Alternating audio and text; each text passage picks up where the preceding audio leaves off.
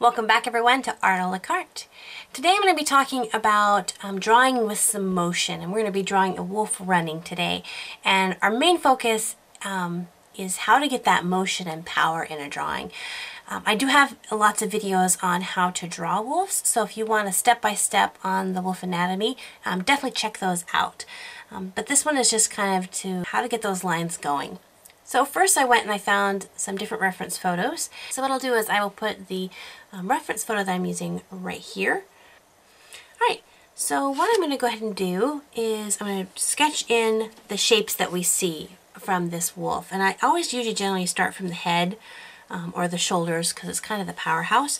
So I'm going to go ahead and put in a circle for the head. And then I'm just going to go ahead and right over top of that put in what I see for the shoulders. And again, you'll see that I'm just drawing these shapes really loosely and lightly. I have a lot of people asking me, why do I draw these shapes? Why don't I just start drawing out those lines out there? And I can, and for a long time I did. I would just draw the outline and I wouldn't worry about building these shapes up. So it's possible to do that. But I noticed that all the animators and artists that I really respected all did this. And so I just began practicing and seeing it. And after a while I began to see the value in it, and it really helps you to get that drawing that has a lot of motion in it. So I just encourage you, even if you're not super comfortable with sketching with these shapes first, don't give up on it. You just keep trying it every once in a while. Try giving it a try, and it just might click, and you might totally understand why so many people do it and find that value in it. So I'm going to find just these power lines that make up this picture. So first line here is this side front leg here, and so I have it coming down here. I'm going to put a little circle for a joint and come down. And then the second one is his other leg, which is tucked up and coming forward. And because I'm not worried about the details of this, I mean, he kind of looks like a donut dancing. Ooh, I'm a dancing donut. Because I'm not worried about this, I'm worried about getting the motion and the shape in there. It's a lot easier to do. So I'm going to bring down his backbone. See, his backbone comes from the back of his head up over the shoulders because he has his head kind of hunkered down there. And then it comes down here into his hind leg. So I'm just going to draw this power leg here with his hind foot coming off at the end. And then he has his other leg that's just really tucked up underneath and just kind of digging into the ground, just giving him that push off that he needs. Now in my reference photo, I don't see a tail. I want to have a tail in there. And that's the fun part about drawing, is because you can change things however you want from your photos. They're just there to give you a reference. So I'm going to follow where this backbone would be, and I'm just going to swing off a tail. Okay, so I have some really good motion in here already. You can just see this drawing just kind of trying to leap off. It doesn't look like anything, but it's the motion, it's the shapes, it's what I'm looking for. So once you get to this point, then you can begin going back in and adding in those details. So I'm going to bring in kind of the center of where his head would be and bring out for his muzzle. And then his ears are just kind of flat back on his head there. So I'm just going to really quickly just block those in. And the sides of his face here, coming down in here to his muzzle here, which kind of wraps around. And his mouth is open just a little bit. And he got his eyes right there. Because he's running so fast, he's not really bushy and fluffy. His kind of you can kind of just see the wind kind of blowing all of his fur back as he's racing to whatever he's going to go do. He's got an important date with somebody, probably dinner. Okay, so now I can begin blocking in his front paws, and I want to be careful that as I begin to block him in, I don't lose that motion, that power that I have in the drawing. So again, I'm just going to keep my pencil moving very lightly and very fast. And you also notice, see, I'm holding the pencil a little bit further. And the reason I'm doing that is it lessens my control. When you're doing control, you sometimes hold it really close, but that tends to make the line a little stagnant. If you hold it back, some artists hold it way back here. That's a little too far for me. I hold it like in 2 inches from there when I'm trying to get a nice gesture, because it gives me still enough control on my drawing, but still it allows the pencil to move. It also prevents me from doing knuckle draws. So I'm trying not to do that anymore, so you guys can see what's going on. Alright.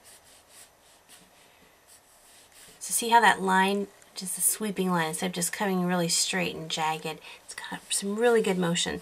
And this is something that generally you just don't get the first time you draw something. It's something you have to draw over and over and over and over again, and it's just going to look like a bunch of jumbled lines. But don't stop. Keep going. Work at it. I kind of see art as like a video game. I love playing video games. There are certain video games that you can play that as you're doing a certain action, it gives you experience points. And nothing changes in your character as you're building those points up. But then all of a sudden you reach whatever point number you needed to, and you level up. And now your character can do a whole new attack. And that's awesome. So you might go into a battle a boss at one of the video games, and you're not at the right level. You can't do the attack that you need. So you have to go back out into, wherever, and and build up your points so that you can do this new attack. And you don't go, hey, I try. Wow, that would be thunder. On the thunder road. If it's not cars, it's thunder. That's awesome. Okay. But as you're leveling up your character, you don't get frustrated because you can actually see the points leveling up. I have 300 points to go. Let's keep on chopping a tree so I can level up in my tree chopping skills. And then I have 50 more points to go. And so you don't get frustrated. You see how you gain. In art, sometimes that's a little bit harder because you can't always see if you're improving right away. It takes time. But still, you just never give up. You keep on drawing it, even if you think, oh, it looks stupid. I have a lot of people who, as they're following along with these art videos, write me back, and they're just very discouraged because they've drawn it 3 times and they just feel like they've wasted 3 pieces of paper and they've wasted 2 hours of their life. Anything, whether it's art or whether it's playing sports or a music instrument or cooking, whatever it is that you're learning how to do, anything that you put into practicing, whether your end result from that practice actually turns out good or bad, is never wasted. Learning, knowledge is never a waste. You always gain something from it. So if you get frustrated from drawing and you just can't get it, don't worry. This level that I'm at has taken me 30 years to get to. And don't let that frustrate you, because there are some students that I have that started at a younger age. I was always drawing, but I wasn't focused drawing until I was an adult. And so some of the younger students that I've had just started off with just that focus of wanting to be really good at their art. And some of them have surpassed me just in a few short years. Even though they're, way younger than me. It's about the amount of dedication that you're willing to put into to drawing. If it has value to you, if art is something that you really want to pursue to do, you will get it. It just takes practice. Some people, not as much. Some people, it takes a lot more practice. And on certain things I have a very hard time drawing. And other things I get really easy. It just kind of depends. But don't get frustrated. Just keep going. So to get those motion lines, just remember to keep your pencil loose. Look for those lines, those power lines, so that you can create this picture which has a lot of motion and direction and force to it.